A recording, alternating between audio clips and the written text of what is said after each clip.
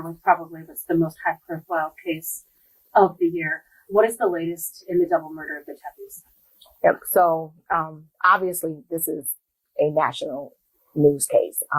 I just want to preface that by saying that we think that every single case that we have is high profile. We care about every single case that we have, which is why we don't just stop when the year ends, we don't stop investigating it, which is why we have 30 additional cases from previous years that are solved. Our detectives work diligently to close every single case to bring justice to every single family, which is why we have 100 homicides solved last year. In this case in particular, what we do know is that obviously we received a call for a well-being check related to the two victims involved in this case. There was an officer that was dispatched to go to that well-being check. Unfortunately, he did respond to the wrong location initially. He went to the wrong location, and in him believing that he was at the right location, he did everything that he was supposed to do. Knocked on the doors, checked the backyard, did all those things, but it was not the right location.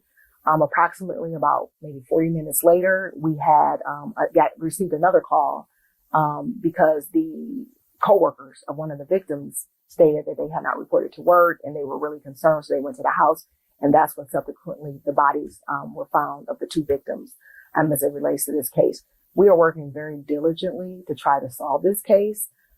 We know that people are concerned, and we know that people have a lot of questions. What we're asking for is patience as it relates to this investigation. We want to make sure that we don't compromise the integrity of this investigation. So when we finally identify a suspect and it goes to trial or we want to make sure that there's nothing that could cause this case to be dismissed or cause this case to be kicked. So we're looking at every single tip or every single information that comes in. We leave no stone unturned. We're investigating it, but there's only so much that we can share at this point. We released a video of the person of interest that we're looking for, the person that we know that was in the area at that time. We're asking the community, we're asking the public, if you have any information, if you think you know anything about this person, please contact us. Please call us. You can email us. You can call us. You can call Crime Stoppers. Even if you don't think it's something that's relevant in that moment, it may have been something you saw last week. It may have been something that you saw the day before. It could be relevant to this case. Please reach out. Please let us know. So we are asking for tips. We have received numerous tips as it relates to this case, but we do not have at this moment a suspect that we have identified. Do you believe that person who was in the video is the suspect or just someone who was there at the time when the murders happened? Evidence is going to give us that information as we continue to dig, as we continue to gather as much as we can. Right now, we know that they were there. So right now, what we want is for people to be able to give us more information so that we can then collect that evidence and make a determination on whether that's the case. Now, there's a crime camera just across the street from the Tepe's residence. Did that crime camera catch anything that's been useful to the department?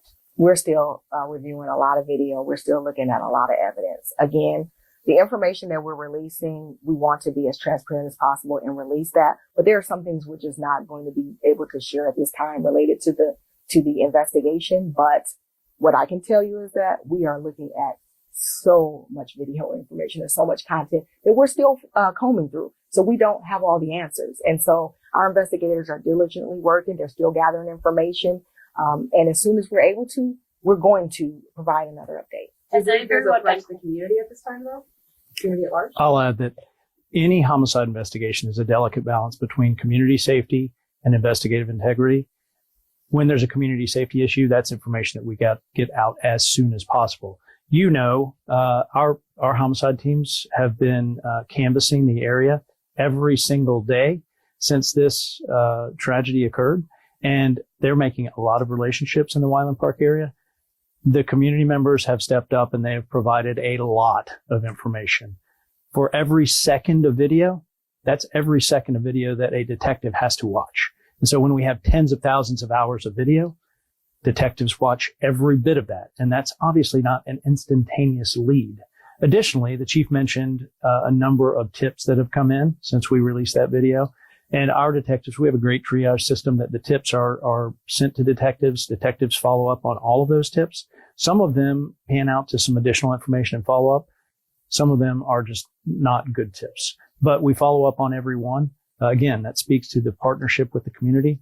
That speaks to the work. So what I'm describing, the canvassing, the review of video, that happens on every single homicide that our detectives investigate. If there's anything good out of this, it's that people are paying attention to the professionalism of our detectives and the significant work that they do. Do you know how many tips that you guys have gotten? Several tips, a lot of tips in a lot of different ways. So we've gotten them emailed, social media, telephone calls, texts, in person. We've gotten a lot of tips. In regard to the protest tonight, how do you plan to handle that as the protest at 6 p.m.? We're going to do it the same way that we handle every protest. We have our dialogue team that has been phenomenal in being able to facilitate and work with these groups. We want to make sure that people are able to protest in a peaceful manner and that their First Amendment rights are not violated. So we're going to continue to work in collaboration with them, continue to have that dialogue and make sure that we're there and available to make sure that everyone's safety is